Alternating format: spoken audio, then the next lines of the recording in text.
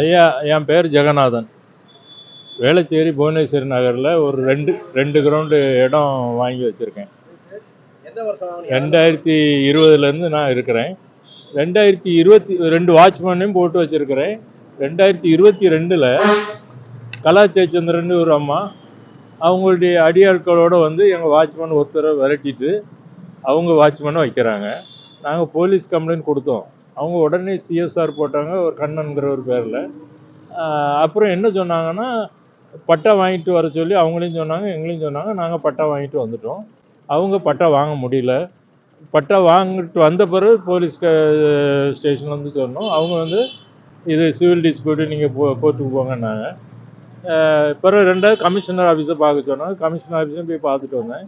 அவங்க வந்து அவங்ககிட்ட டாக்குமெண்ட் இல்லைன்னா இது ட்ரெஸ்பாசிங் தான், கிரிமினல் ஆஃபென்ஸு, இன்ஸ்பெக்டரே ஆக்ஷன் எடுக்கலான்னு சொன்னாங்க. இங்கே இந்த இன்ஸ்பெக்டர் வந்து கேட்டால், இல்லை நீங்கள் பழையபடி தாசில்தாருக்கு பாருங்கன்னாங்க. இன்னொரு தடவை அளக்க சொல்லுங்கன்னாங்க. இன்னொரு தடவை அளக்க பிறகு தாசில்தார்கிட்ட போனால் அவங்க இழுத்து அடிக்கிறாங்க 6 மாதத்துக்கு மேலே. அப்புறம் நான் ஹைகோர்ட்டில் போய் ஒரு அளக்கிறதுக்கு ஒரு ஆர்டர் வாங்கிட்டு வந்தேன். 4 மாதம் ஆயிடுச்சு, இது வரைக்கும் அளக்கலை. இந்த ஆளுக்கு சட்டமே உரிமையே கிடையாது. இவர் ஆட்சேபனை பண்ணுறாரு.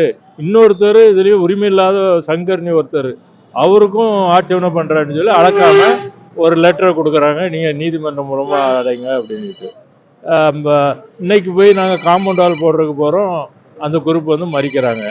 இன்ஸ்பெக்டர்கிட்ட போய் கம்ப்ளைண்ட் கொடுத்தோம். அவங்க வந்து நீங்கள் இது கண்டெம்ட் ஆஃப் கோர்ட்டுக்கே போங்க அப்படிங்கிறாங்க. இந்த தாசில்தார் இவ்வளவு ஒரு சட்டமே இல்லை. நான் வந்து தாசில்தார்கிட்ட சொல்கிறேன், நீங்கள் உங்கள் கவர்மெண்ட் பிள்ளைகிட்ட கேளுங்க, கவர்மெண்ட் பிள்ளைகிட்ட ஒப்பீனியன் வாங்க. 2 பேருக்குமே சட்டம் கிடையாது. ஆஃப் பண்ணவா? 2 பேருக்குமே உரிமை கிடையாது. நீங்கள் உங்கள் லாயருக்கு, உங்கள் கவர்மெண்ட் பிள்ளைகிட்ட கேட்டு முடிவு எடுங்க மேடம்னு சொல்லியிருக்கிறேன். அவங்க இன்னும் முடிவு எடுக்கலான்னா சட்ட ரீதியாக அவங்க 2 பேருக்கும் உரிமை கிடையாது. என்னைய கோர்ட்டுகளுக்கு வச்சு 10 வருஷம் 15 வருஷம் இதை இழுத்து அடிக்கிறதுக்கு ஒரே எண்ணத்தில் தான் தாசில்தார் பண்ணுறாங்க. இது இல்லாமல் மின்சார வாரியமும் அங்கே ஒரு 3 டாக்குமெண்ட்டை கொடுத்து டெம்பரரி கனெக்ஷன் வாங்கியிருக்காங்க, அதுவும் இல்லீகல்.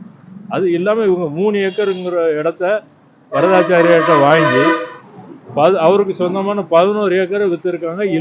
இடம் சொல்றீங்க, எல்லா டாக்குமெண்ட்டும் உங்கள்கிட்ட இருக்கு. ஆமா, அது மின்சார வாரியம் எப்படி மின்சாரம் கொடுத்தாங்க? அவங்க சொல்றாங்க, நாங்க மின்சாரம் கொடுத்துட்டோம்னா திருப்பி கட் பண்றதுக்கு எனக்கு உரிமை கிடையாது, கோர்ட்டுக்கு போய் தான் நீங்க பண்ணணும்.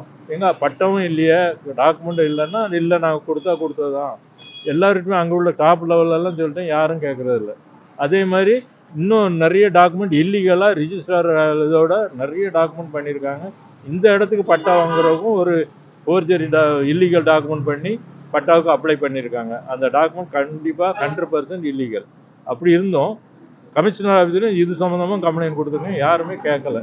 எனக்கு வந்து இதை பப்ளிக் கொண்டு போனால் தான் நமக்கு நியாயம் கிடைக்கும் அப்படிங்கிறதுக்காக கொண்டு வர்றாங்க. தேவைப்படுறது என் இடத்த நான் பில்டிங் கட்டணும்.